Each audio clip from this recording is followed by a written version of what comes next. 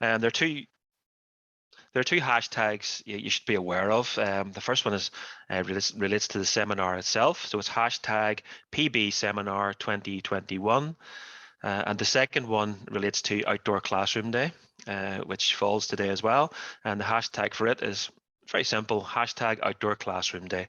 So feel free to tweet your observations, to share comments, to share screenshots and so on as the morning goes through. And finally, as adept as we all have become over the past 18 months, we are using Zoom, we are online, we are to some degree hostages to broadband and software and all the rest of it. So we are prone to the dreaded technical issue. One just popped up there when the recording notification came through and completely threw me. But anyway, if anything does go wrong, if suddenly I freeze or if we get a technical issue, our tech guru is behind the scenes. So otherwise known as Jimmy Gillen, who if you're at the AGM, you'll have seen. Jimmy will no doubt be furiously working to get us back on track. Hopefully nothing significant will happen, however.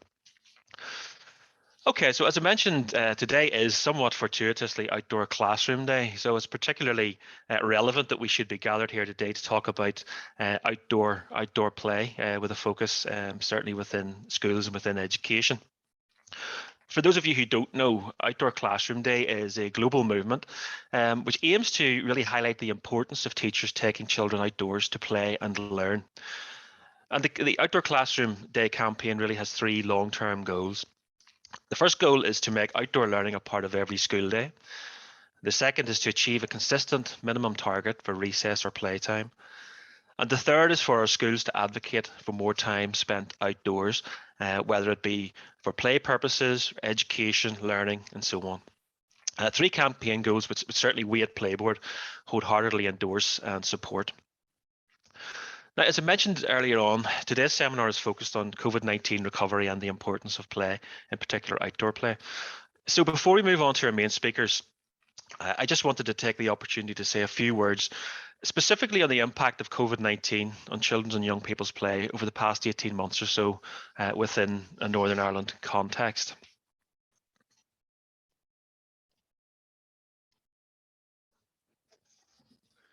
Okay, so if you just bear with me as I share the screen. Okay, so well, I'd hope that probably, I was going to say it probably won't be a surprise. It shouldn't really be a surprise to anyone that we in PlayBoard believe fundamentally that play is one of the most, if not the most important activities that our children and young people engage in. Research clearly shows that play enhances physical fitness. It supports good mental health. We know that play supports cognitive development. It's critical in terms of improving children's self-confidence, and it's one of the primary means through which children develop their creativity and their creative urges. We also know through research that play enhances learning capacity. Play for children really is probably the first time they get the opportunity to test themselves, to develop new skills, to learn new things, and really allow themselves to explore under their own steam new ideas and new concepts. Play is obviously also a social activity, so it supports social development and it really supports children, particularly in the early years, as they negotiate with others, as they negotiate with their peers, and as they learn how to deal with conflict, sharing and impulse control, all critical skills for the growth and development phase. Play also provides exposure to challenge, enhancing the ability to assess and manage risk.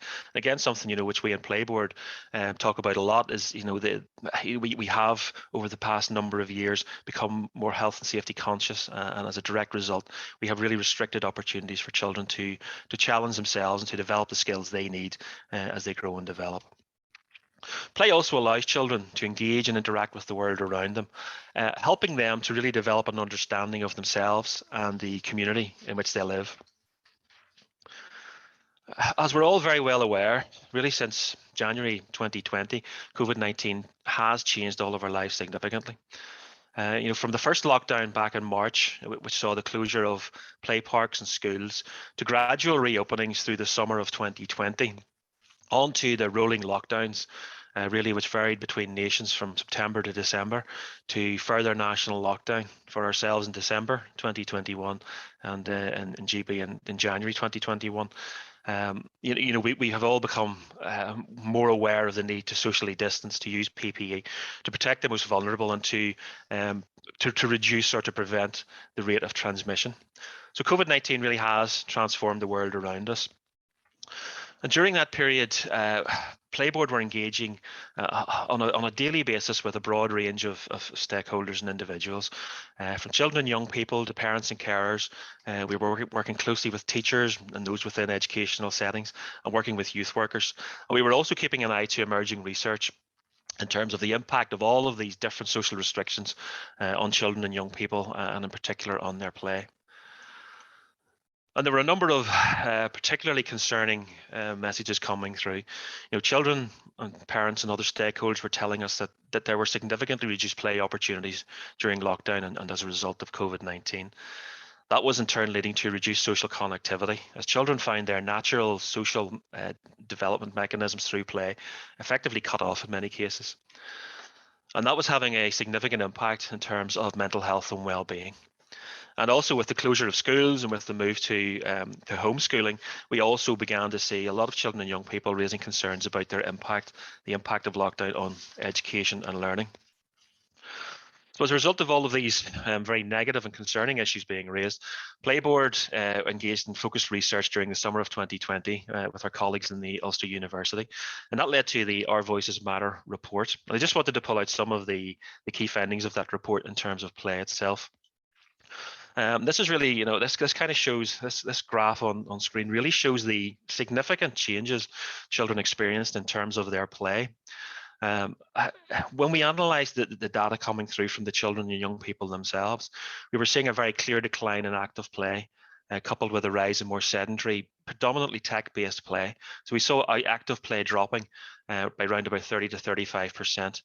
For children and young people right across the ages, really from the youngest through to 18. We saw the almost complete collapse of social play.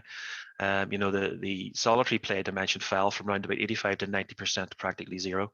And we then saw a corresponding increase in children and young people engaged in solitary play. And we also saw with lockdown a significant decrease in access to spaces and places for play. So suddenly children were no longer able to play within their communities. Their play opportunities in schools were obviously reduced through closures. And we saw a lot of children being confined to the home, or if they were fortunate, a garden within their community. The impact of this on children and young people was significant. When we looked at the impact in terms of mental health and well-being, we asked children to tell us, what were your overriding emotional feelings during this period. And you can see on the screen there, 64% reporting feelings of upset, 62% feelings of fear, 60% sadness, 50% frustration and anxiety, and 67% feelings of worry. And we looked specifically at the social impact, and I mean, some of these stats are particularly concerning. What we found was only 17.8% of children and young people surveyed told us they were able to stay in touch with friends and peers as much as they would have liked during the period. At a time when we believe that technology has solved all of our communication problems, that that no one is alone, that no one is solitary. It's quite stark that 20% of the age group who probably would be the most tech proficient, only 20% were able to stay in touch with their friends during this period. Of particular concern were the 16.4% who told us they were simply unable to stay in contact with friends during lockdown, and the 21.2% who struggled to stay in contact, and who told us that this had impacted on friendships negatively. And some of the comments are particularly concerning. When you look at some of the comments around social relationships, you can say, I'm worried my friendships won't be the same as before. Children during this period were deeply concerned that their lives were being changed. And the one at the bottom is particularly poignant. It was, I'm scared my friends will have forgotten me. Again, that sense that because of lockdown and because of the lack of play opportunities, your life would be irreparably changed, not for the good. We did also during the period conduct some research with our colleagues in Stranmillis and University College and the Controlled School Support Council. And again, you can read the full report on our website. It's entitled Play and Practice During the Pandemic. And really within it, we carried out research with over 300 nursery and foundation school teachers. And we were really interested in looking at the impact of the lockdown in terms of educational settings, in terms of children's social development, in terms of children's skills development, and so on. And as part of that, we were able to identify some key priorities really emerging from the lockdown experience. And I've just highlighted 4 of those because they're particularly relevant to today's seminar. Teachers were telling us there was a clear need to prioritise outdoor play and outdoor learning in the school environment post-pandemic. And they were really telling us that this was critical in terms of the recovery process. If we were going to help children to get back to where they were pre-COVID, outdoor learning and outdoor play were key elements of that. They also told us there was a need to prioritise play more fully in practice across schools post-pandemic. The play really had to become a more visible part of the school day, that it shouldn't just be confined to specific set periods of 10 or 20 minutes here or there for playtime. The play really had to become a more integral part of the educational process itself. Really reflecting on the experiences in terms of homeschooling, schools told us there was a greater need for support from schools to enable parents to really develop and extend play within the home environment. And many of the teachers were telling us that quite often parents didn't recognise or acknowledge the importance of play as an educational tool, as a mechanism for supporting and enhancing skills and learning within the home. So there's an aspect there where we really need to provide schools with the ability to push the play message and to promote play within home environments. And they also told us there was a clear need to continue research on the impact of COVID-19 on learning and development. There were some very stark and startling patterns emerging in terms of the impact of COVID-19. Patterns which the fear is, if we do not do something to redress these now, some of these children may not recover. They may not get to the stage they were pre-COVID in terms of their development. So it is critical that over the coming years, we really make a concerted effort. Okay, so hopefully that sort of sets a bit of a context really for why we're here today. We will now move on to our main speakers. First of all, I would like to introduce Dr. Naomi Lott.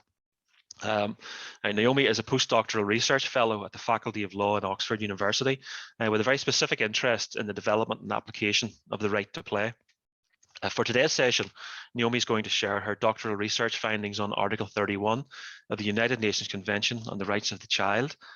And Naomi's research within that scrutinised the right to play, the challenges faced in realising that right, the obligations pertaining to it, and makes recommendations for changing its status as the forgotten right, offering an important contribution to the child rights field. So thank you, Naomi, for participating today. We look forward to hearing from you. Thank you very much. Will you just share my screen?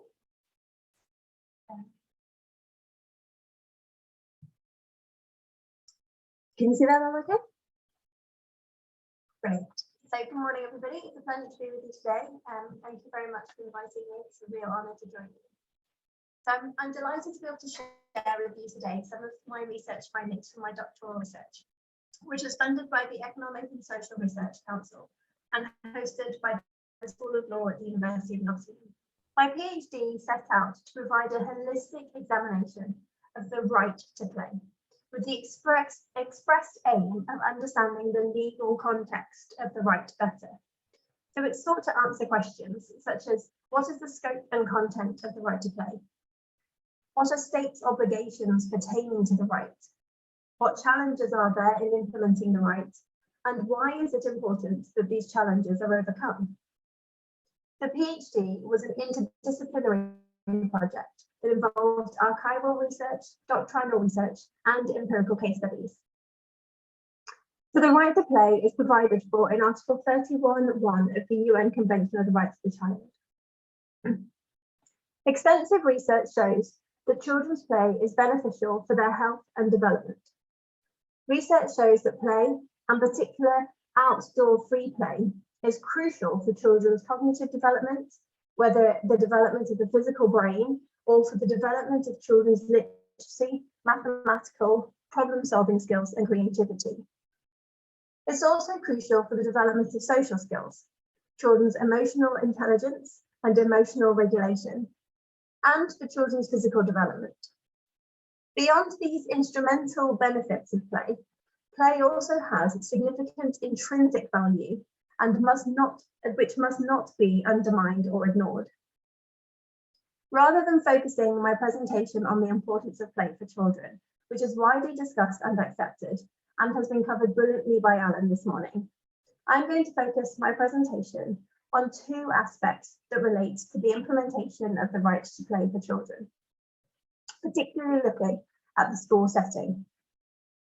Hopefully, this presentation will offer some useful guidance to inform real change. In 2013, the Committee on the Rights of the Child produced a general comment on the rights in Article 31, including the right to play.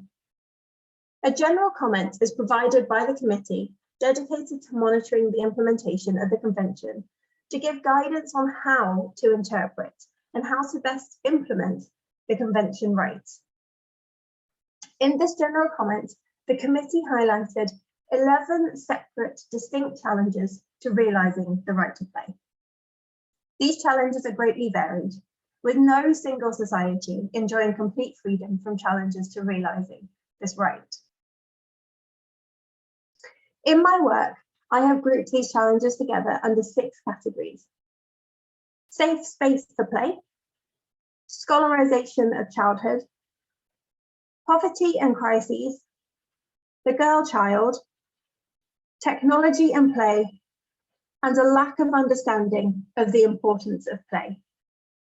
This last category is really an overarching issue that permeates and explains many of the other challenges.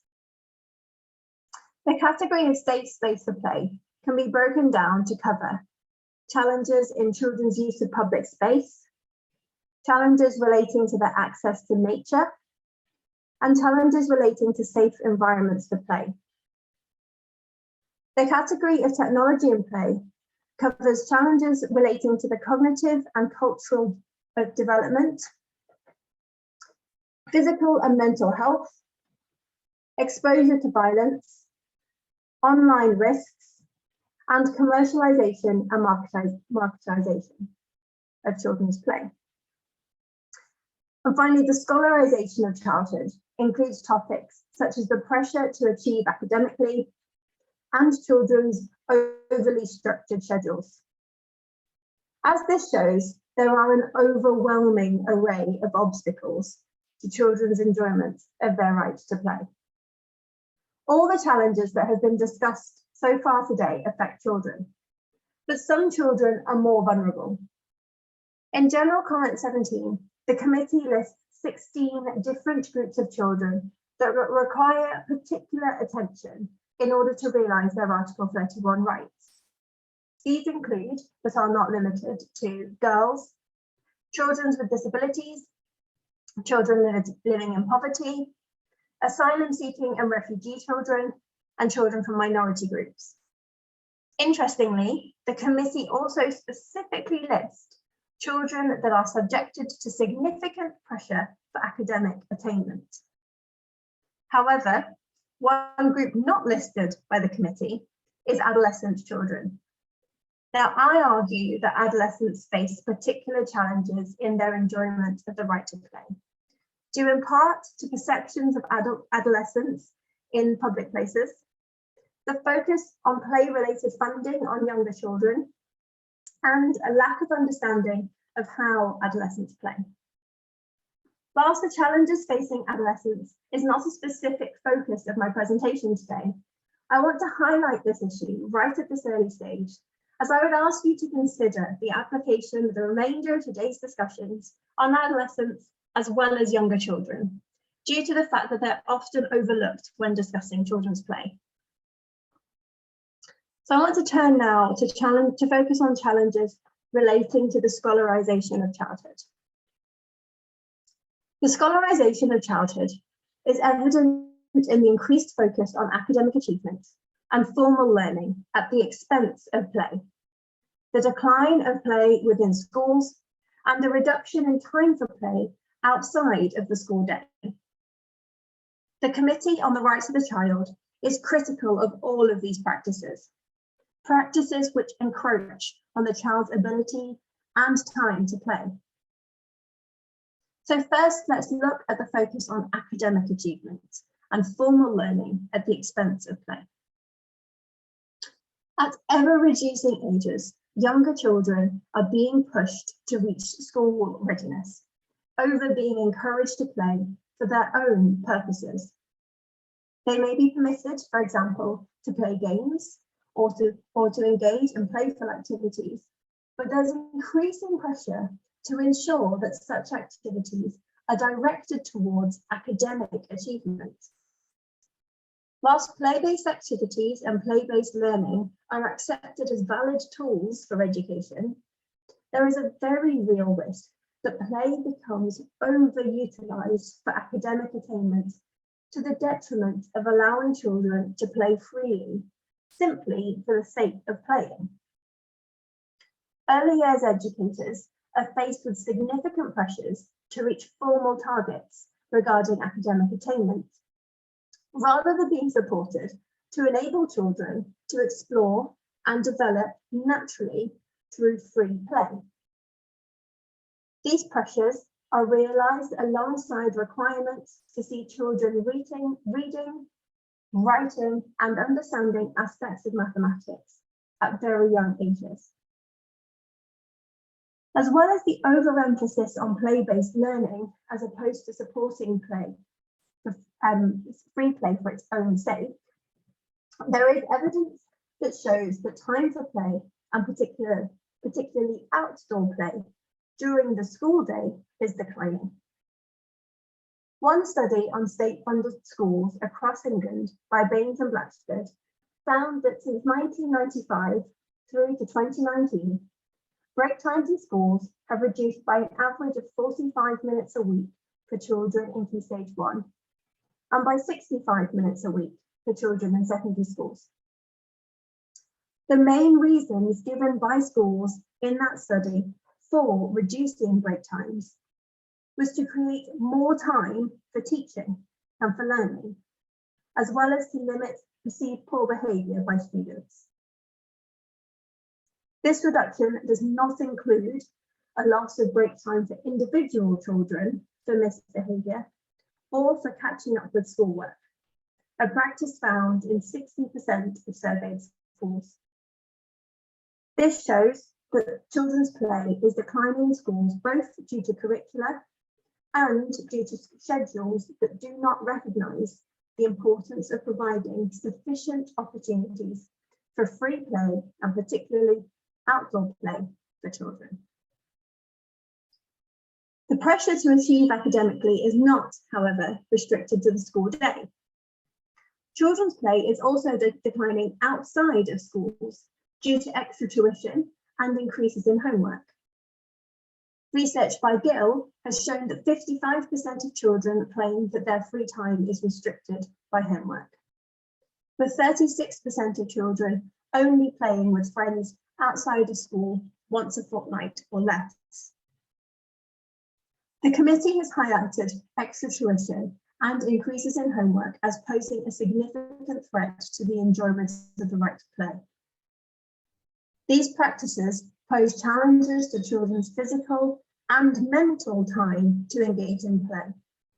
We have seen some of this focus on academic attainment play out even during the COVID-19 pandemic, with governments focused on catching up with learning loss and wholly neglecting discussion of catching up on the critical play that has been lost. The focus on academic attainment has become such a critical issue that interview participants in my case studies who support the implementation on the right to play repeatedly emphasise that they have needed to map play onto other government set targets such as education in order to get teachers and national and local governments to pay any attention to children's play. When the value of play is hinged upon play as a tool for education, this risks undermining the intrinsic value of play. In addition to this focus on academic attainment, a significant challenge relating to the scholarization of childhood relates to time to play outside of the school day beyond that of homework and extra tuition. Research shows that reductions in time for children to engage freely in unstructured play can be attributed to an increase in structured, adult-controlled, and extracurricular activities, such as competitive sports, dance, and music lessons. These activities affect the scholarization of childhood as they reflect a focus on learning and achievement tipping over into all aspects of children's lives. Free time is thus being instrumentalized for learning rather than used for free play. Whilst activities such as competitive sports are often seen as play due to the fact that they're played, they are rarely conducted playfully. They are characterized by strict rules, adult supervision, and competition. The latter a feature connected to anxiety and self-esteem problems as children feel pressured to succeed and perform. The committee highlights that these events allow little or no time for self-directed activity, a condition that is intrinsic to the realization of the right to play. Related to this is the concept of backseat children. These are children that are chauffeured by parents to school, extracurricular clubs, and to adult organised leisure and cultural outings, such as trips to the cinema, to the museum and the zoo.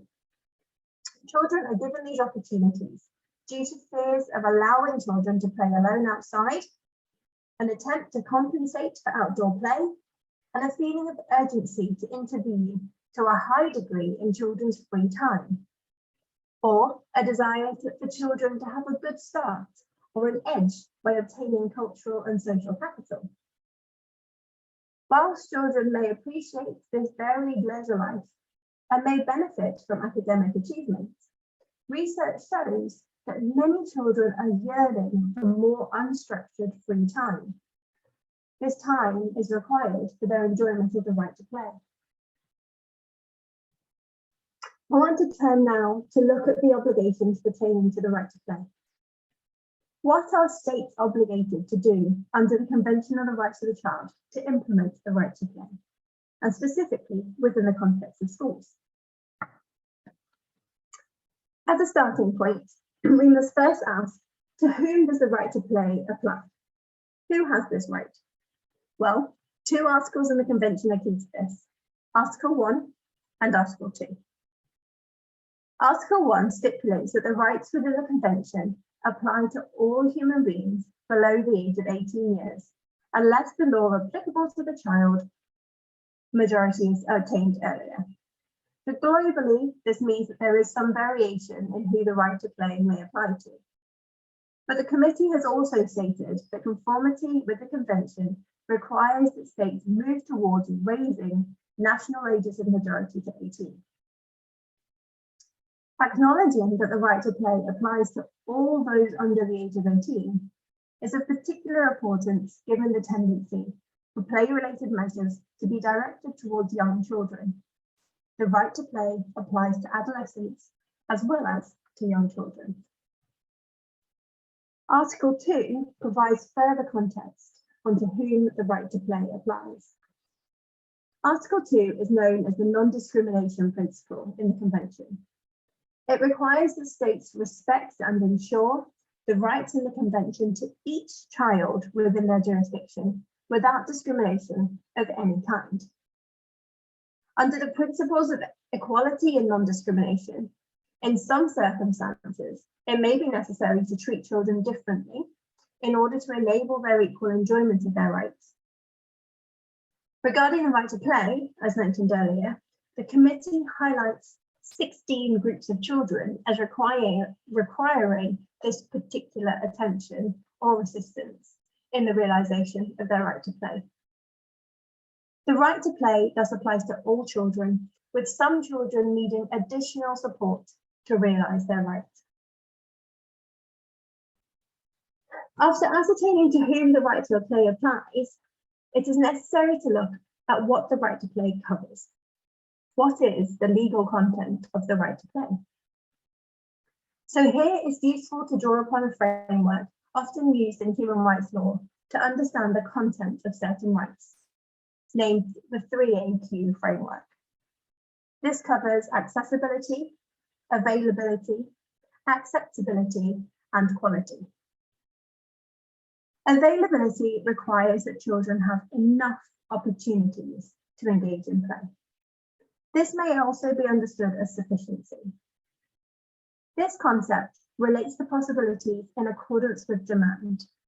So it is to be assessed geographically and with reference to the size of population in each locality, and thus can be viewed from a supply perspective. Are there sufficient opportunities for play for all children in a particular geographic area? The complexity of play itself can make measuring availability difficult. At its most basic level, however, availability must refer to the space and time available for play. The availability of time must consider things such as how much time is afforded to schooling and the mental space available for play. Accessibility concerns both who has access and the level of access that is offered. Whilst accessibility as a concept is often understood in relation to assistive measures for those with disabilities, it is broader than that in this context and relates to accessibility for all. Of course, additional measures will be required for certain groups of children to ensure equality of opportunity. The topic of accessibility relates to 4 overlapping dimensions: physical accessibility, economic accessibility, information accessibility, and non-discrimination.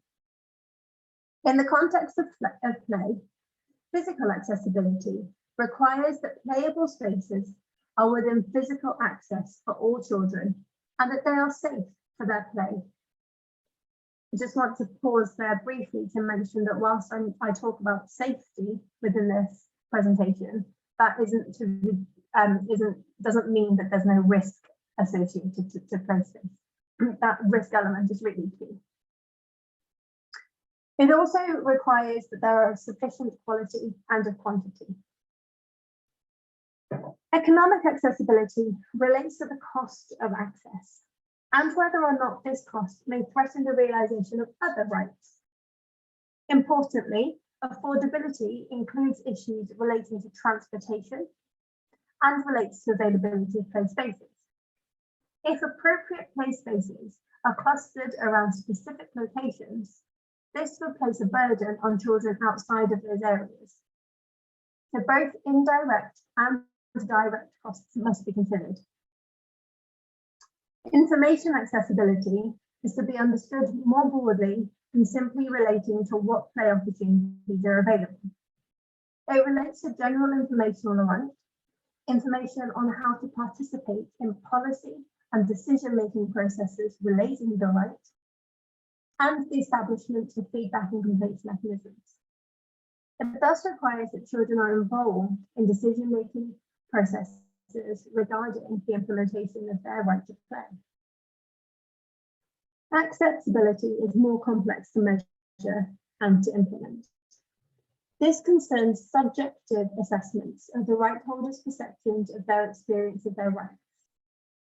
It means that the right to play must be implemented in a way that is culturally appropriate and that is relevant. Cultural acceptability in the context of the right to play requires that children's play and play provision is deemed acceptable by their community, parents, and guardians, in light of considerations such as the child's age, their gender, ability, and religious and cultural background. However, importantly, cultural considerations are not acceptable if they result in the child being denied their right to play or being placed at unacceptable risks of harm. The state is also obliged to invest in measures to challenge widespread cultural attitudes which attach a low value to the right to play or restrict access to play to certain groups. Quality is yet a more complex concept. It requires that provision, time, and space afforded for play are adequate and of sufficient quality. Looking at the characteristics of play that are outlined by the committee provides some guidance on what may be considered as necessary for quality. For example, fun, uncertainty, challenge, flexibility, and non-productivity. But also critical to any assessment of interpretation of quality pertaining to the right to play are the views of children themselves. Article 4 of the Convention on the Rights of the Child is understood as the general obligation provision in the Convention. This provision obligates all states that have ratified the Convention to take all appropriate measures for implementing the Convention's rights. This notion of all appropriate measures is deliberately broad and not exhaustive. The committee provides some guidance as to what measures are necessary for the implementation of the right to play in its General Comment 17. As this topic is so broad, I will focus today on those measures relating to school and education. However, prior to doing so, I want to highlight one measure referenced by the committee, which I view as an overarching measure.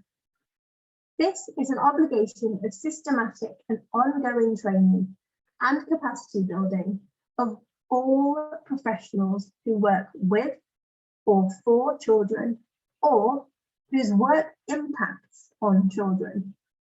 The latter part of this statement shows this is a really broad reach.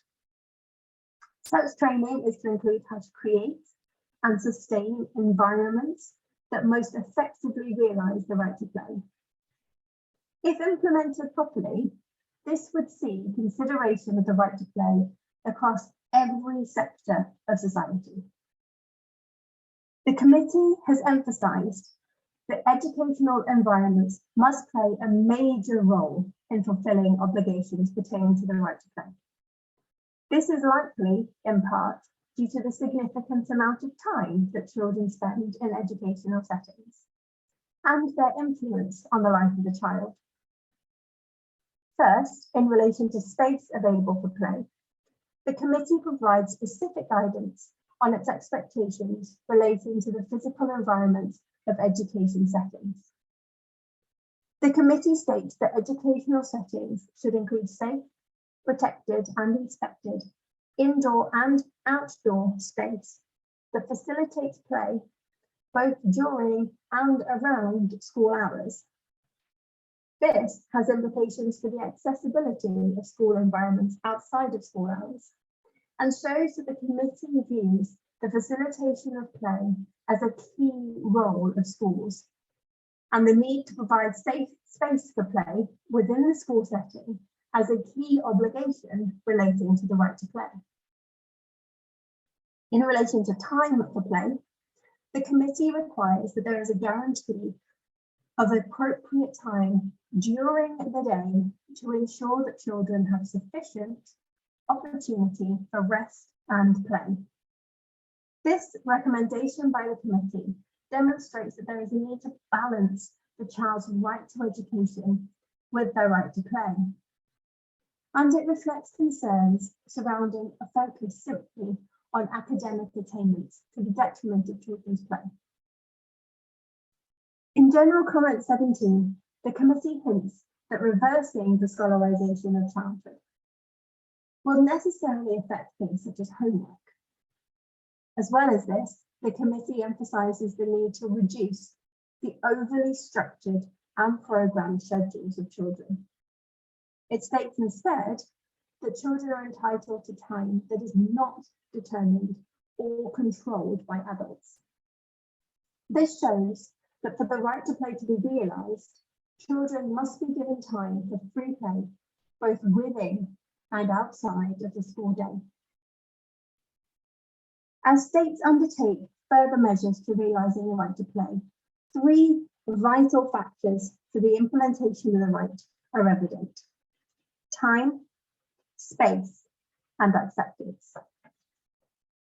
A deficiency in any of these aspects hampers the possibility of the realisation of the right to play.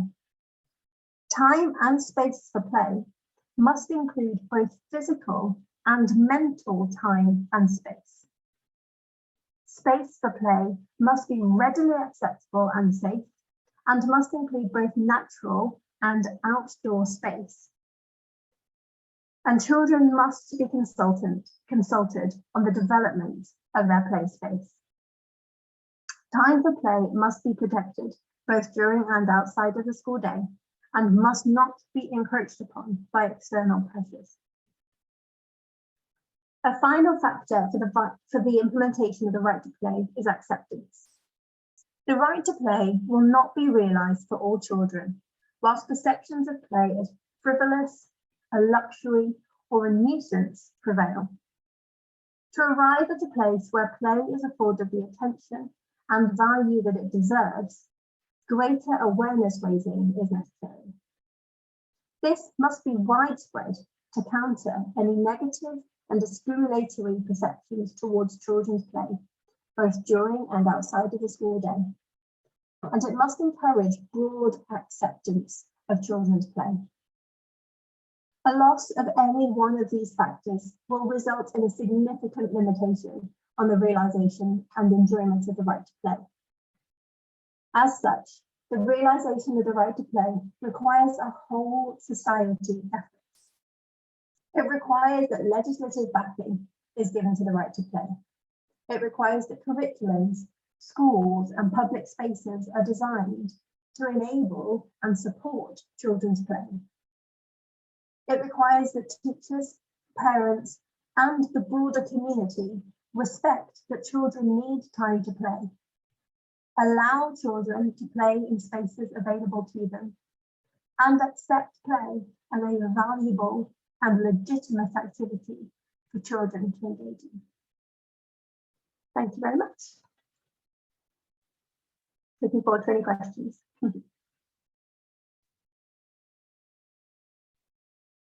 Thank you, Naomi, for a very valuable and an insightful contribution, I think, to the morning.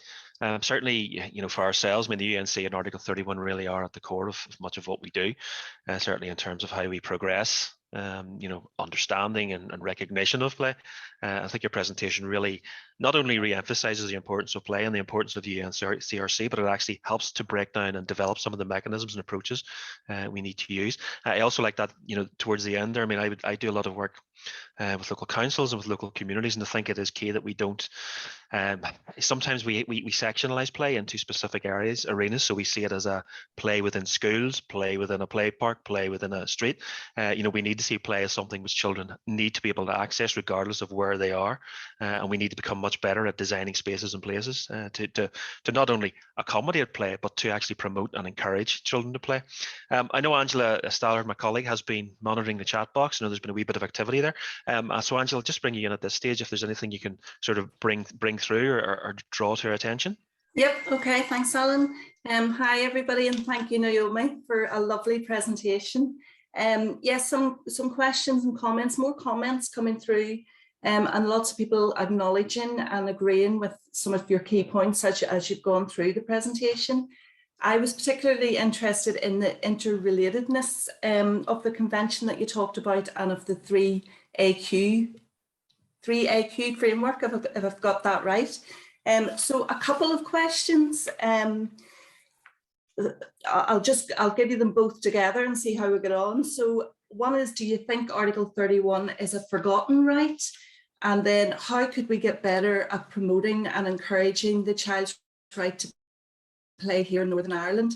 And I think in particular to those obligations that you mentioned that pertain to the child's right to play, that 3AQ framework again. So is Article 31 a forgotten right, and how can we get better here in Northern Ireland at promoting the child's right to play?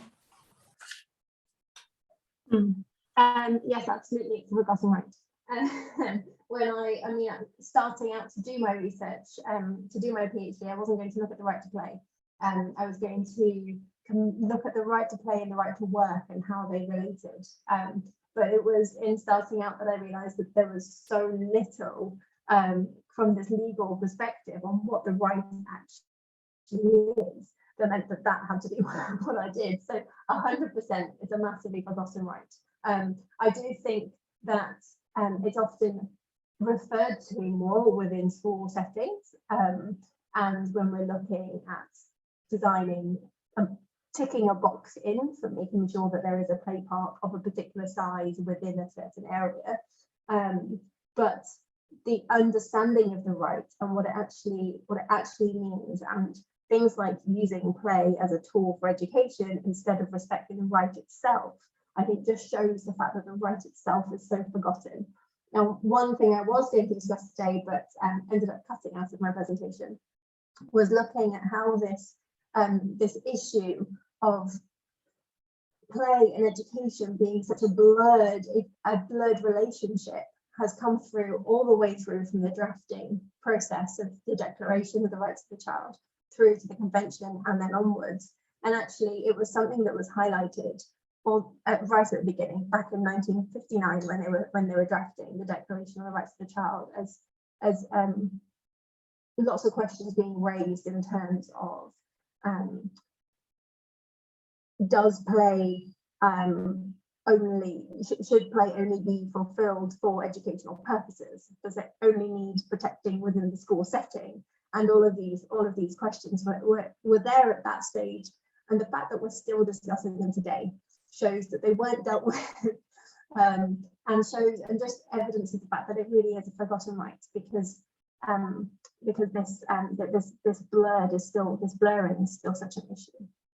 In terms of how to encourage and promote, I think what I found through my research was that legislative backing for the right to play has a huge impact on how it is then perceived throughout society. So for example, my case studies looked at the UK and Tanzania. In Tanzania, they have incorporated the right to play within their legislation, and that gave a lot more of a hook and a lot more of a grounding for any advocacy work for children's play. We've also seen in Wales a much better understanding of children's play and what it entails. So I think pushing for legislative backing is a really key first step. And then following on from that, two aspects really. Firstly, governments are actually obligated to make sure that everybody knows what rights are within the convention, and that children have a really good understanding of their rights. So I think there's a really a really easy kind of way in with governments to say, actually, this is your obligation. You have to make sure that we all understand this right, and that people are aware of this as a valuable right for children. So there's that tool there. Article 42 of the Convention is a great tool in that sense. And then further from that, I think it's maybe talking more about play outside of the school context as well, because it ends up being married together with education so often. And I think raising awareness that children should be able to play just outside on their streets, and starting to unpick some of the issues around adolescence and play as well, because I think it's very easy to, as I mentioned, focus on early years, but then that can, I think, skew what we understand play as being. And also, it changes the focus of people's minds when they're thinking of play. If you're thinking of a young child's access to play, you're thinking of things like play areas, parks, you're thinking of indoor play areas, soft play, you're thinking of provisions for mum and babies, your toddler groups, things like that. Whereas actually, if you emphasize more that adolescents have a right to play, then actually you start to look at it in a much more holistic, broad way that means that it has to interject with other sections of society as well, and not just focus on this kind of young children and families time and space. Thank you, Naomi. Such a lot of information in 5 minutes there. That's fantastic, really, really helpful. There were a couple of comments around parents and their focus on learning and stuff, but we'll maybe hold those for Corinne. So I'll hand back to Alan. Thank you so much. Thank you, Angela. Thank you again, Naomi. That was excellent. It now gives me great pleasure to introduce our second contribution to the seminar. So it gives me pleasure to introduce Corinne Latham. Corinne is currently the Interim Director of Curriculum Assessment at the Council for Curriculum Examinations and Assessment. Quite a mouthful. It's almost as big a mouthful as my own title within PlayBoard. Beyond her role in CCEA, Corinne has been a head teacher at Seaview Primary School since 2015. She's an education writer, a presenter, a blogger, and a very keen advocate for the importance of play in general and within schools. I have to say, having worked with Corinne in the past, she's definitely I think a keen advocate would be the term I would use. In today's session, Corinne is going to focus on the impact of COVID-19 on children in school life, sharing the importance of access to play as a key aspect of COVID recovery within schools. She's also going to highlight the recently published report, A Fair Start, which really focused on educational underachievement in Northern Ireland, and with a specific focus on the significance of a play-based curriculum as we seek to tackle persistent levels of underachievement within the education system. Thank you, Corinne. Okay, so I'm going to put a little link into the chat because I do want a little bit of audience participation. So those of you who can't figure how to go to the link, I also very helpfully am going to share my screen here, and we're going to try and share the presentation. So hopefully you can see it. So if you want to get your phone out, there's a little QR code there. You just get your phone, unlock it, go to camera, and you'll see it'll take you to a little spot on the Mentimeter. I suppose as part of this process, while I'm talking, I'll be talking a lot about me and some experiences. I do want to find out a little bit about you, because obviously we've heard Naomi talk, we've heard about how important it is that policymakers and advocates for play really do ensure that Article 31 is not just realised but fully implemented. So as I've just had a really lovely welcome there, thank you so much for that. I'd like to thank my colleagues at PlayBoard for this wonderful opportunity on Outdoor Classroom Day.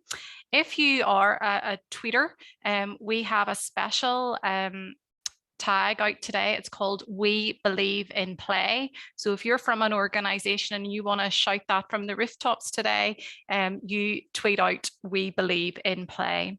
So as a child growing up in Northern Ireland, I'm sure some of you will have had very similar experiences to me. I never really had the opportunity to learn to swim. And the reason for that was because every time I went on the school bus to the local leisure centre in Downpatrick, there always appeared to be a bomb alert.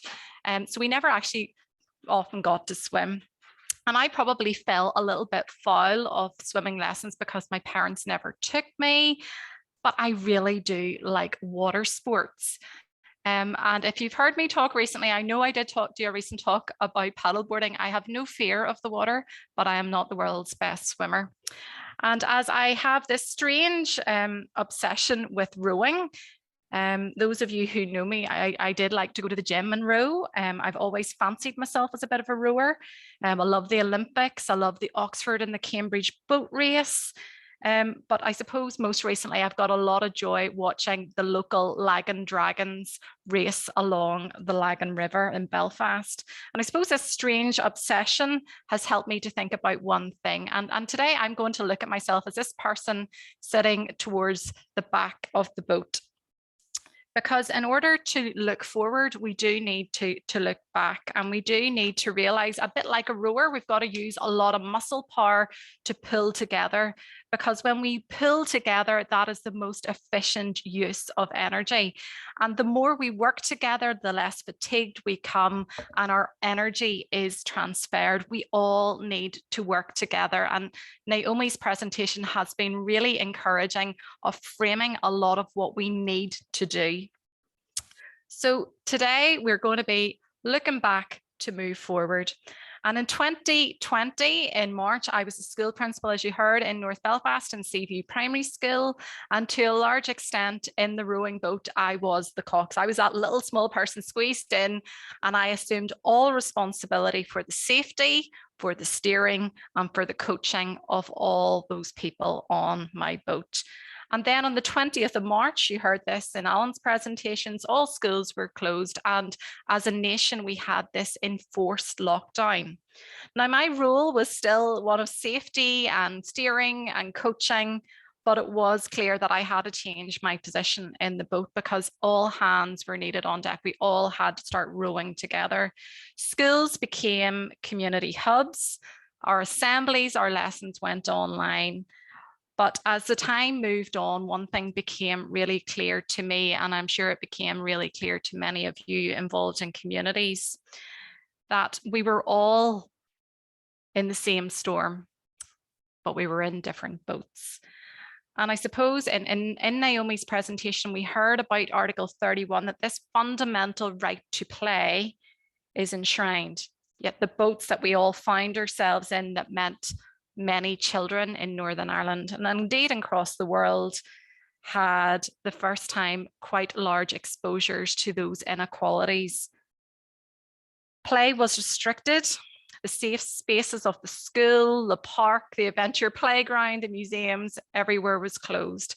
Many of the children in school live in restricted spaces. If you know North Belfast, there are a lot of restricted spaces. Some of my children live in apartments and flats, and they didn't have access to maybe a private garden or a safe space to play outside. To a large extent, I think we all felt that our freedom was restricted. And despite that glorious weather that we had in the first lockdown, our beaches were pretty empty. There was no ice cream van and our streets were silent. And I think it was the first time that I really noticed the birds singing. I woke up in the morning, I could actually hear the birds singing. And it wasn't just the space that actually restricted the quality to play. There were other things. Parents, I often talk about who my best friends are, and I name them, but I would like to tell you about my first playmates. My first playmates are two people. Their names are Irene and Lindsay. They are my mum and dad. They were my first playmates. But our playmates in a lockdown experience found themselves in a different position. You see, many parents did find stresses within COVID. Their mental health, finances, professional and personal concerns became a huge challenge.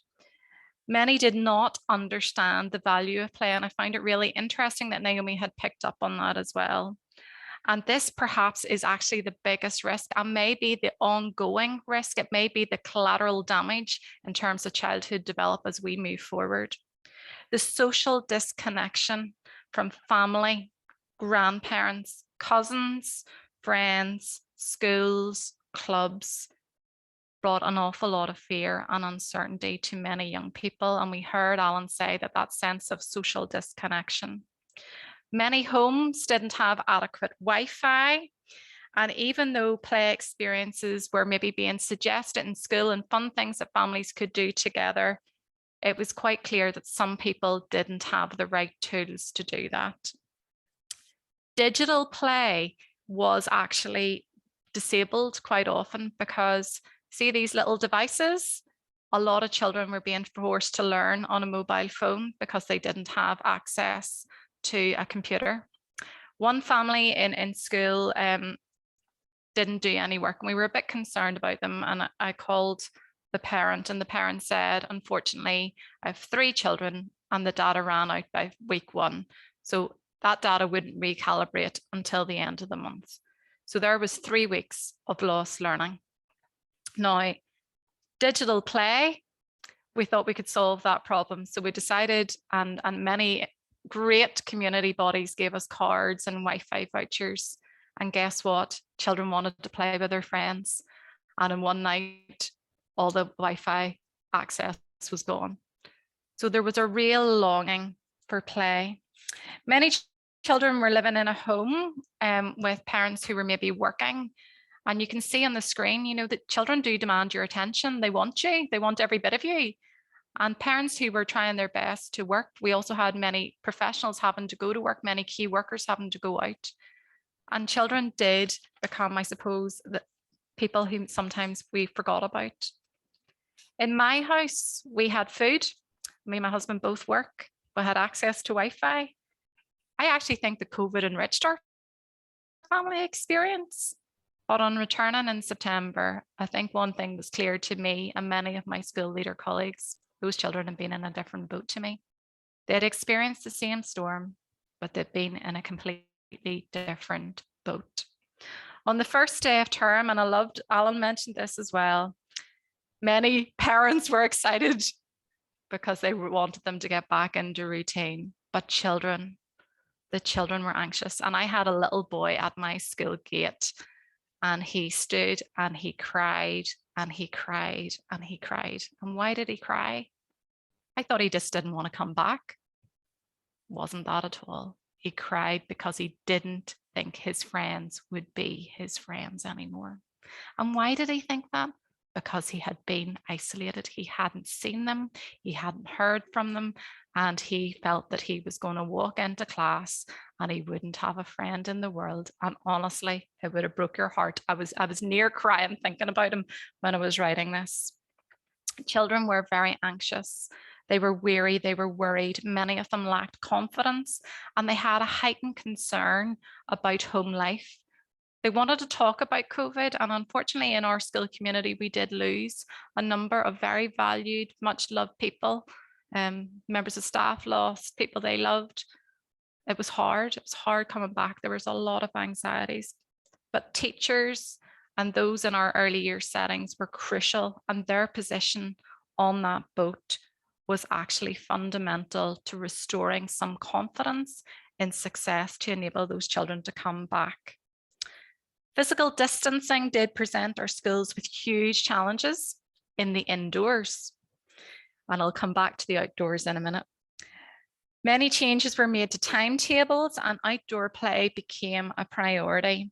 It offered freedom from ongoing restrictions, and it offered safety through being in the open air. Now, I read the report at Play and Practice with such interest, but one of the real positive COVID keeps for me is that I feel that play in our schools has actually become more valued because we've given it time and we've given it space.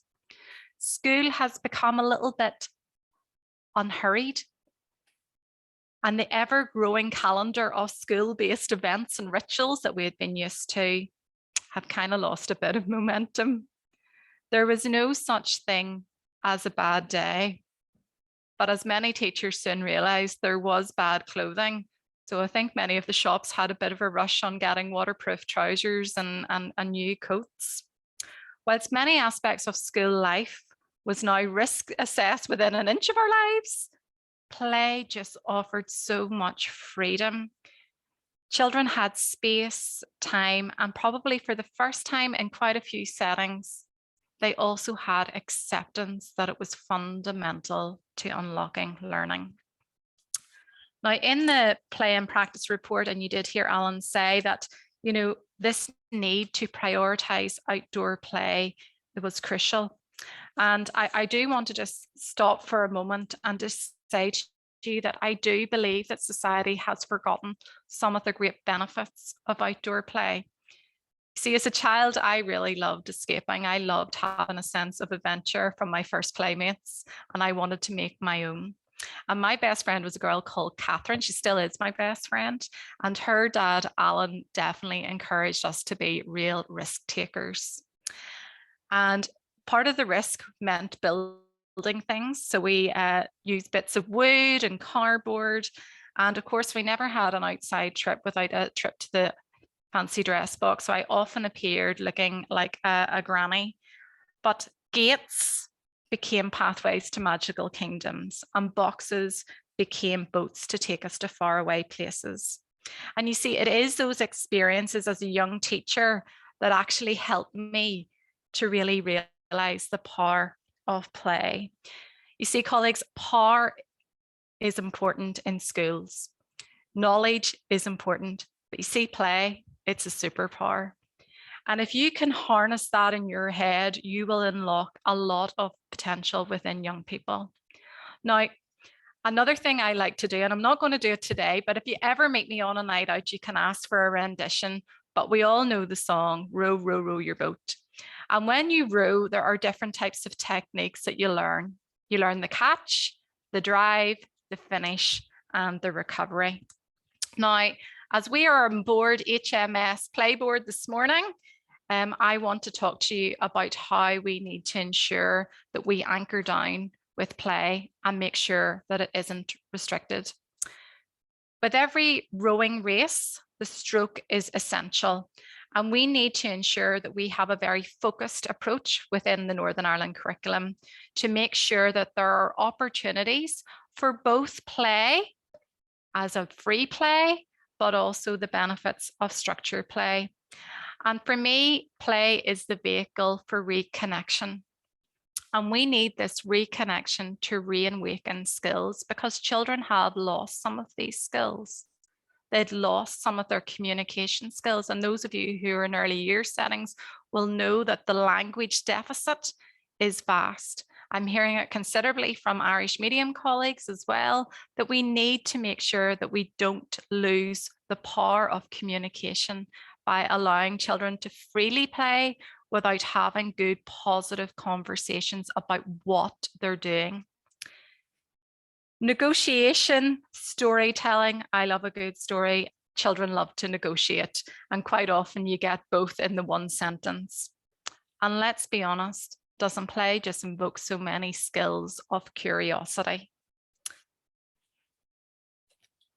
The catch is when children learn from the experience. They learn about the blade, in a sense, heading closer to the bow for a longer stroke. The longer the propulsive phase, the faster the boat. So the more play children are exposed to, the better the experience in terms of the classroom. As play advocates who really want to embed the principles of the preschool, primary and post-primary curriculum, we need to ensure that we catch our children's imagination, that we give them opportunities to communicate, negotiate, and ultimately that they find joy in what is around them. They need to understand that there is experiences to be loved. So when I said, do you remember the birds singing? I could see Angela nodding her head because she remembers that feeling. And let's be entirely honest, how many of us really remember a great lesson that our teacher taught?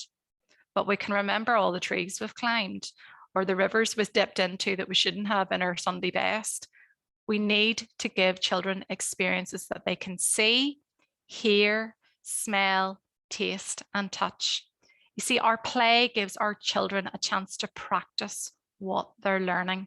And we should never allow them not to have experiences where they get to truly absorb and, in a sense, catch to bring them closer to the bow. We need to give them time to ensure that they have these developmental building blocks to ensure that that longer stroke propels them into better learners. In terms of the drive, that's when they're all rowing really, really fast. You know that feeling when you're watching the boat race and they're all going for it. Children learn best when there is sequence and rhythm. Children like routine. They like no surprises sometimes. They like to know what's happening. And in the drive, the better impact we have on speed.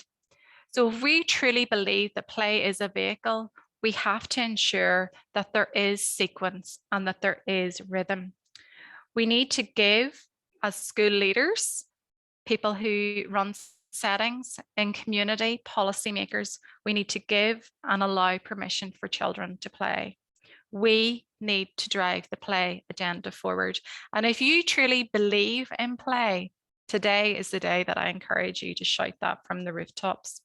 We need to be flexible and think about the space that children need. And as we heard from Naomi, we need to put that at the centre of our policy making.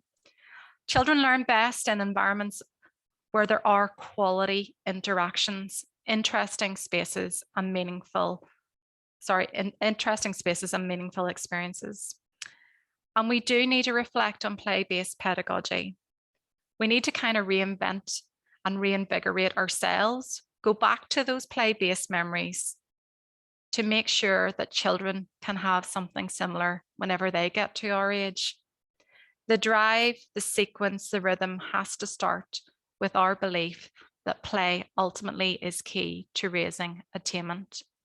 Many of you will be familiar with the expert panel on educational underachievement in Northern Ireland.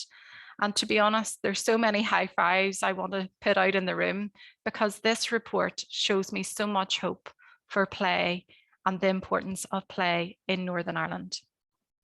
It shone a light on the inequalities that exist in our education system, but it has redirected a much needed focus on the early years. If we embed developmentally play appropriate experiences, we ultimately will create level playing fields and we will close future attainment gaps. The finished stroke is where we take the blade out of the water and the boat moves forward. We need to be sure that we are moving in one direction.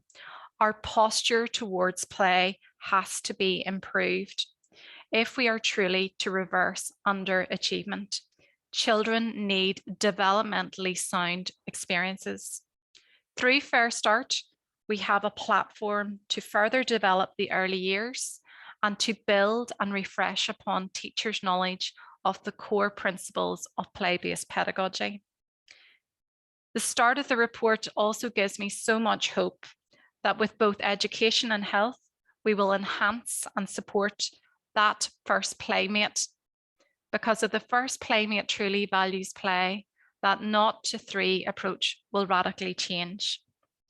As educators, as people who are committed play advocates, we know that the interactions between play, learning, growing, developing, and well-being are one thread. Like in rowing today, and hopefully you have felt that you have been on the HMS PlayBoard, when you've rowed a race, you will feel tired and you will need to get into the recovery phase. And I suppose that's what I'm saying. Play doesn't come with any reward, but it is a crucial part of early childhood development. If we want to go fast, if you want to go fast, go alone. If you want to go far, we go together. I am so grateful for PlayBoard Northern Ireland and the agenda that they have to make sure that play moves forward. But if we want to put play at the core of all of our agendas, whatever stakeholder you are today, we need to shout it from the rooftops. Looking back, our children have lost out mainly due to the inequalities that were not their making. Our voices matter highlighted the decline in play. COVID-19, lockdowns, restart have changed our approaches. There may be COVID keeps, but in moving forward, we do need to look back and think that we wouldn't want children to experience that again and what we would do differently if it does happen again. I hope that we can row together. I hope that we can create plenty of playful moments that release all those happy endorphins that propel learning. In closing, the Northern Ireland curriculum is designed to support and encompass play. But if the pandemic has taught us anything, is that the best thing about the Northern Ireland curriculum is the flexibility that it offers our schools and our settings to invest in curriculum design. We are all still in that same storm, but we are in different boats. You will have to choose the stroke that will actually catch your children's imagination. You need to drive those playful experiences forward. And in order to finish well, I want you to look at this lovely phrase. And I am not a Japanese speaker, but I just love the meaning. I think it's atachi go, atachi ai, but I'm sure somebody will correct me if it's not. But it means one time, one meeting. There will only be one 4th of November 2021. On an outdoor classroom day, my challenge to all of you is to make sure that the young people that you guide, the children that hold your hand, treasure those moments and get them out to play. So that concludes my presentation. Remember, we don't stop playing because we grow old because we stop playing. So I hope maybe today you even get outside and enjoy some of the lovely autumnal weather. And here's to that moment where we actually get out and have all the freedoms restored that we once had. Thank you. Thank you, Corinne, for another excellent, insightful, and I would suggest motivational contribution to the seminar this morning. Really do appreciate that. We look forward to working with you on our ongoing work in the future. It is something we do talk about this in PlayBoard, and we have talked about it really since the pandemic began. And certainly, play is certainly more to the fore now in terms of the conversations we're having. I mean, it is somewhat perverse, I suppose, that has taken a global pandemic of the size and scale we have just experienced to remind us of the value and importance of play in children's lives. And I would suggest, as we leave this morning's seminar, it's really incumbent upon all of us here, to make sure that we not only retain the momentum, but let's build on the momentum, we are seeing emerging from this pandemic. And let's hope we're not once again. We often use the analogy of pushing the boulder of play uphill to try to get that recognition. So thank you once again, Corinne. Just bringing Angela back in at this stage. Angela, again, you've been sort of monitoring the chat box. So anything you'd like to draw through? Yeah, well, firstly, just to thank Corinne again for your inspiring and passionate, as always, presentation, and lots of people in the chat box saying that as well. So thank you for that. I loved your quote, where children learn best in an environment where quality interactions are valued, where interesting spaces are created, and when meaningful adventures are experienced. I think I caught that right. And that for me really encapsulates the essence of play, and that freely chosen child-led play that we've been talking about here this morning. So yeah, I love that. I'm going to pinch that on you, I think. You also used words like and phrases like reconnection and reawakening and children's recovery. And you highlighted very, very strongly the importance of play for children within the school day. So a couple of questions around play within the school day, if we can. Yeah. So just thinking about the older children in primary school, and do you think there's enough being done to promote or focus on unstructured child-led play for those older children in primary school? So not nursery and key stage 1, the key stage 2. And then something around parents, because there were a few comments there around parents not understanding the value of free play and wanting to ask and wanting to know about the learning outcomes all of the time. So it's something about, we've had lots of very successful programs and initiatives that have focused in on helping parents understand play. But how do we help teachers or schools? How do we help them to cascade that very important message about free play for children? So 2 questions, the older children in school, and then something around parents. Okay, I think that, one of the things that a number of Key Stage 2 teachers probably noticed as an outcome has been the importance of getting the children outside and giving them free time to play. I think sadly, sometimes children don't have the right equipment, and that's a conversation that we've had many times. You don't need to spend an awful lot of money, but you do need to make sure that you have spaces where there is things for them to do and that they can invoke that imagination and curiosity. And I know that many schools in Northern Ireland are now part of the TOPS programme. So hopefully we're going to see a bit of a narrative change around that. I have shared with PlayBoard that one of the most exciting days actually in my older children's post-primary life was the day that somebody brought in a tennis ball into school, because even when children move in that transition phase, they find it really challenging because they go into these spaces where it's empty and it's void, and play is something that still is important to the 12, 13, 14, 15. We said there, it's not us that actually grows old. Play doesn't grow old. We grow old. So we still have to provide playful opportunities right the way through. And I think there is a real challenge to think about what that looks like. I loved in the Play in the Pandemic report that so many teachers did mention that they had actually been allowed to purchase equipment for the outdoors, and really credit where credit's due to the department for the wellbeing money, because many people did use the wellbeing money to really, I suppose, recalibrate outdoor play for all. So I think that was a really powerful message from the department that showed that wellbeing and play was really being coming together up on the one agenda. The second question in relation to parents and the narrative around play and the value of play in our schools, I think we have a curriculum and there's a lot to do. I think teachers sometimes do feel under pressure. As a young teacher, I felt under pressure to get everything completed in a week. And you got to the end of the week and, you know, Friday night, you were just glad to get home and get your pajamas on. But I would say that possibly because we've had this pause in time and we've had a moment where we, in a sense, have been given the opportunity to do action-based research, which we weren't expecting. And we've had to think about how we have changed our processes to ensure that children's basic needs, you know, I've often said this, like we have to love our children first before, in a sense, we get to the learning part. Love first, teach second. We have to be a bit more Maslow before we can actually start to tackle Bloom's. And many of our young people, as I said, were in very restrictive spaces. You heard the story of that child crying at my school gate, and I was nearly crying with him because I felt so sad. So it is about using play as a vehicle, that it doesn't sit as this is on the timetable, this is playtime.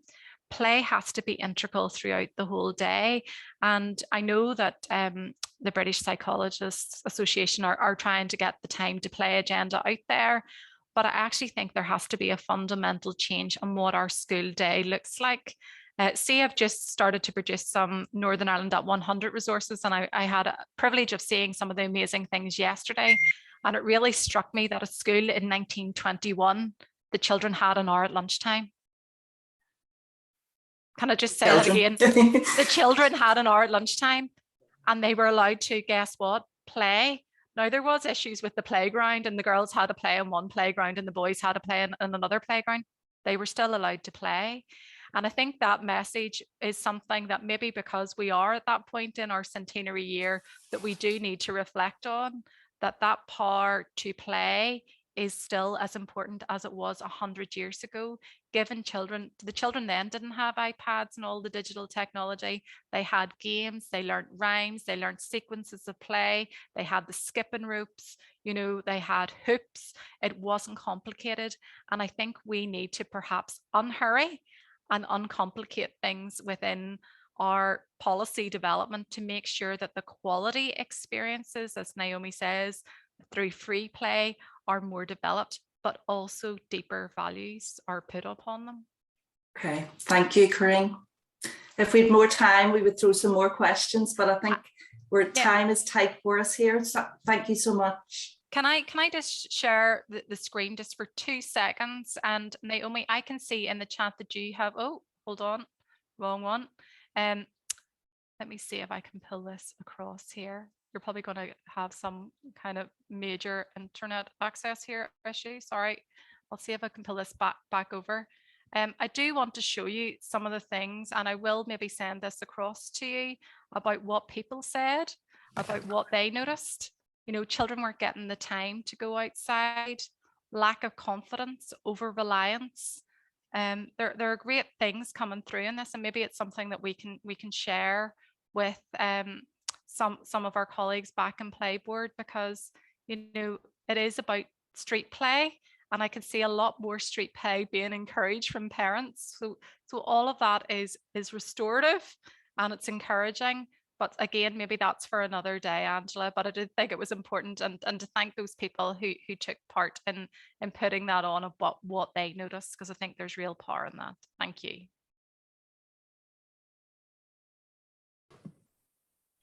Thank you again, Corinne. I think it would be very insightful to see some of those comments coming through. Certainly, and I think, you know, you can even from what we can see on the screen, you can see, you know, there's a pattern forming there, just in terms of people's observations and what they were really seeing through the pandemic itself. Okay, folks, we are running slightly behind now, so I would ask, if we're due to end at 12, we'll probably run slightly over. So if you're able to, please do stay on. We just have a couple more inputs here. Unfortunately for us, the Minister for Education, Michelle McIlveen, MLA, was unable to join us at the seminar today live due to a prior appointment. I am, however, delighted to say that she's provided us with a pre-recorded video, which really highlights the importance of play in education, and also launching the delivery of PlayBoard's Taking Outdoor Play Seriously and Positive Playgrounds programme, which we will be rolling out over the coming months in 20 schools across Northern Ireland. So I'll just play the video now.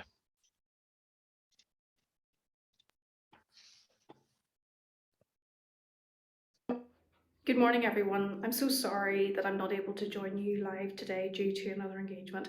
However, I would like to take this opportunity to acknowledge the importance of play in supporting children's learning and development, and the significant contribution of PlayBoard NI in advocating and promoting the value of play across Northern Ireland. I fully appreciate the positive benefits play provides for children and young people, both as a basis for learning, but also promoting health and well-being. Play is a key element of our education system and something I'm keen to promote. The value of play is a critical part of a happy, healthy childhood, and I recognise the benefits play provides for children's personal development, encouraging them to achieve their full potential. Of course, at government level, providing more opportunities for children to play does not rest with one department or body.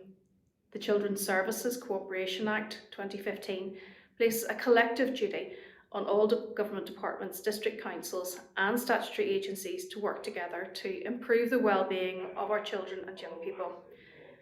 The Children and Young People's Strategy, published in December 2020, is the outworking of this Act, and one of its 8 outcomes is about ensuring that all children and young people have an opportunity to enjoy play and leisure. This is a commitment which the Executive signed up to and which demonstrates the importance of play, and that is recognised at the highest level within government. As part of COVID recovery funding, I'm pleased that my department has been able to provide funding through PlayBoard to support 20 schools to develop outdoor play as part of their positive playgrounds and Taking Outdoor Play Seriously programmes. This will make a real difference to the play experiences of 4,500 children, and I would like to commend the schools involved for embracing the opportunities so enthusiastically. I'm impressed by how PlayBoard's top signature Quality Assurance Award works with the whole school family, Board of Governors, senior management, teaching staff, auxiliary staff, parents and children, to bring about a comprehensive transformation of play policy and play ethos within the school environment. This holistic approach leading to lasting change is exactly the type of initiative my department likes to support. As you will know only too well, children's ability to learn effectively can be disrupted when they are struggling emotionally, and the COVID-19 pandemic has had a significant impact on the mental and physical well-being of children and their families. The outdoor environment provides rich and diverse learning experiences to help redress some of this, and I'm pleased that there is such an emphasis on outdoor play within these programmes. Playing outdoors allows children to develop self-confidence, independence and self-esteem. Allowing children to follow their own intrinsic play ideas also helps them to become aware of their own limits by exploring boundaries. The research shows us that outdoor play encourages an active lifestyle. Children who play outdoors are much more likely to continue to enjoy outdoor activity such as walking, running and cycling as they get older. In short, play is fundamental to a child's development. The benefits of play are significant and well evidenced, and of course they contribute to positive health and education outcomes such as reducing obesity and improving academic attainment. If children's development is not framed around and nourished by play, they are much less likely to flourish or be in a position to learn and achieve. To conclude, I'd like to reiterate PlayBoard's mantra and very important message: give time, permission and space for play in the new school day. I look forward to hearing about the development and progression of those 20 schools fortunate to be taking part in the TOPS and Positive Playgrounds programme, and hope to be able to visit some in the near future and see their work at first hand. Thank you. Good morning, everyone.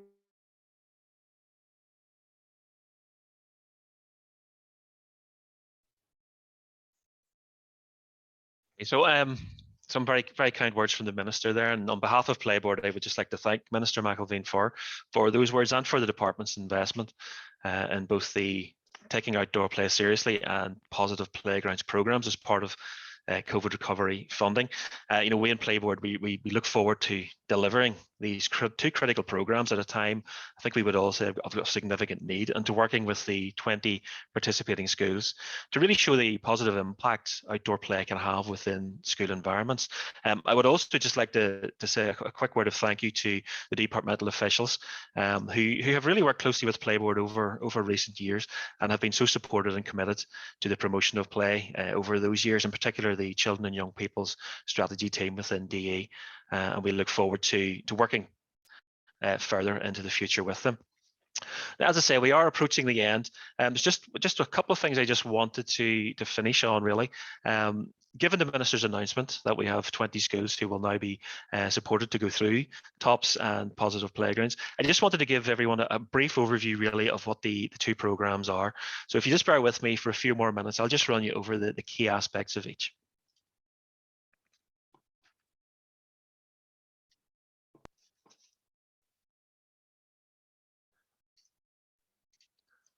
Okay, so we start off with the Taking Outdoor Play Seriously Quality Assurance Award. Under the funding announced by the Minister this morning, 10 primary schools will be supported to undertake PlayBoard's TOPS programme. Now, TOPS itself, it's an intensive quality assurance programme delivered really over the school year, or throughout the school year, through a combination of playground audits, staff training, and ongoing support sessions for teaching staff and non-teaching staff, and also with a focus on the participation of pupils within the process. Fundamentally, TOPS aims to support schools to transform their outdoor environments for play, really providing more variety and choice in terms of play activities, but also critically opening up previously unused or restricted areas of the school sites themselves, reopening those spaces for play. At the core of TOPS really is a focus on establishing an underpinning culture and ethos of play within the school, really trying to ensure that the importance of play is recognised in terms of children's development, in terms of education and learning, but also that not only is it recognised, but that it is promoted at all times and really becomes part of the ethos, the underpinning ethos of the school itself. TOPS really does also, it's not just about looking at play within the school, it's about trying to establish a connection beyond the school gates, as it were, really highlighting the importance of play at home, as well as providing support for parents, carers, and the wider community, and also seeking to connect into community organisations and community groups within the local area as well. Now, it is important to say that TOPS is a quality-based programme, so each participating school really does have to provide a significant evidence in terms of a portfolio, highlighting the transformations they have made and really mapping out their progress as they from the start of the programme right through to the end, really evidencing the quality changes they have made that really merit the provision of the quality award itself. Just a wee bit more in terms of TOPS itself. I've mentioned there it is really about trying to establish that underpinning ethos of play within the school itself, and really we focus on 6 key areas as part of that. So at a leadership and governance level, really TOPS is about embedding a play policy within the school, providing that continuous professional development for staff, and really helping to establish development action plans focused on the enhancement of outdoor play. I mentioned earlier, it is very much a participative approach. So in terms of that participation, TOPS really embeds participative approaches within the school itself, ensuring that the children themselves have a key role within not only the TOPS process, but hopefully that those young people have an increased voice within the school community overall. With regards to the physical environment and the outdoor spaces, TOPS is really about supporting the school to open up and enhance those outdoor spaces, some of which in schools we've worked in, expansive green spaces which have been out of bounds for many young people and pupils. And it's about incorporating new resources and really working with the children themselves to identify what types of play they most want to see, and looking at how that play can be supported through the introduction of loose parts, through the introduction of music, drama, dress up, all of these different play approaches which to date have been broadly alien within these settings. I've mentioned it is about partnership work, so it's not just about change within the school. It's about trying to look at how we can mirror those changes at home and within the community itself, really by promoting that understanding that play is a fundamental part of children and young people's lives. And critically, as an education-focused program, it is also about creating that clear connection between outdoor play-based learning and the broader curriculum itself, really beginning to highlight how play can support learning and skills development. And finally, ultimately, TOPS is about expanding the use of play types within the outdoor space in schools. It's about looking at that issue of risk and challenge and really looking to see how can we introduce more challenging play opportunities within the settings themselves, and how can we really embed more of a play work ethos or approach within the school itself. In terms of the impact and outcomes we're seeking to achieve, again, within the outdoor environment spaces, it is about expanding the use of those spaces for play. Really, we've heard a lot about the impact of COVID and the role of play in its recovery. It's really looking to see how can we expand and use those outdoor play spaces as part of that response. How can we achieve a greater connection for children with natural materials?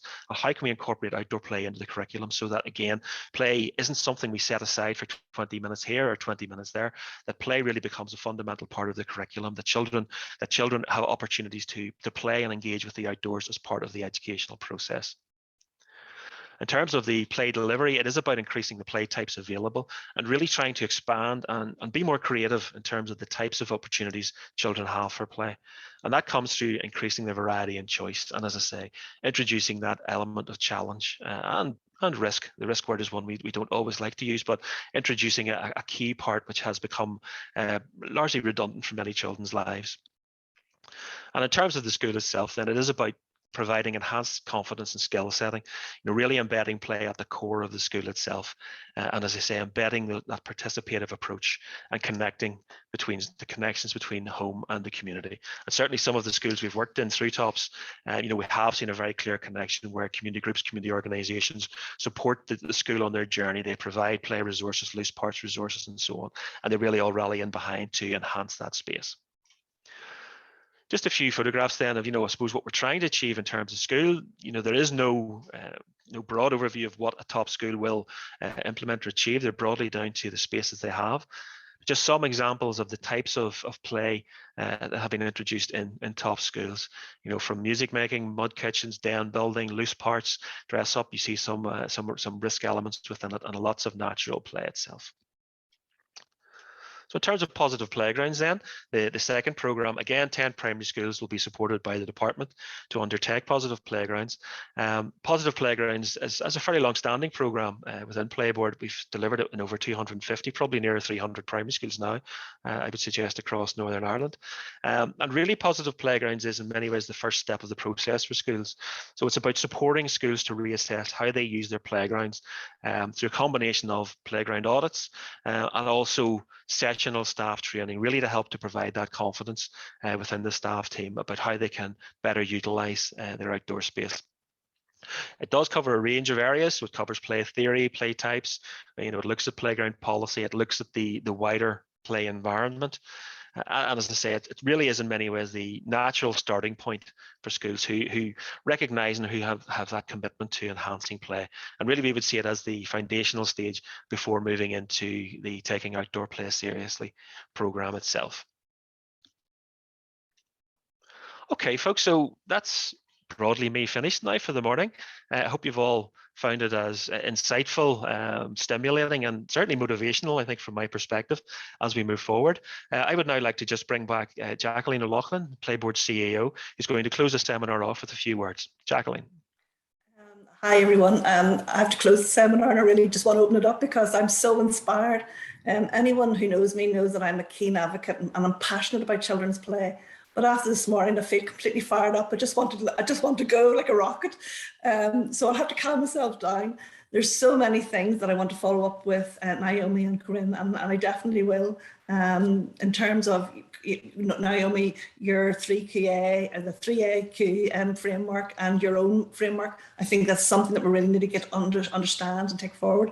And even the research agenda looking at older children, obviously Corinne also mentioned older children and the need for looking at the post-primary school age in terms of children's play. So lots of work still to take forward. I want to thank you for your input today. I would like to thank the Minister also for taking the time out and doing the video. I mean, she spoke so well and was so passionate about play, and I'm so pleased that her and her officials have supported PlayBoard and have actually engaged with in terms of getting some funding to actually make play happen in the school estate. So I'm delighted to do that. I was reflecting while you were talking, there's so much that we still have to do. And I was thinking about, Naomi, you mentioned about legislation. And I once read that policy errors and policy omissions don't go unpunished by society. And I think that's true. I think as we emerge from this COVID situation, we want to make sure that there's no policy omissions and no errors when it comes to children's play. So I would like to finish the seminar by wishing everyone all the best, congratulating the 20 schools that are going to participate in, and invite you all to assist us in our mission to lead the play agenda. We would like to let you to use your sphere of influence to make this happen for children, make play a reality. The superpower that it is. I love that. Thank you very much, everyone. Have a wonderful day.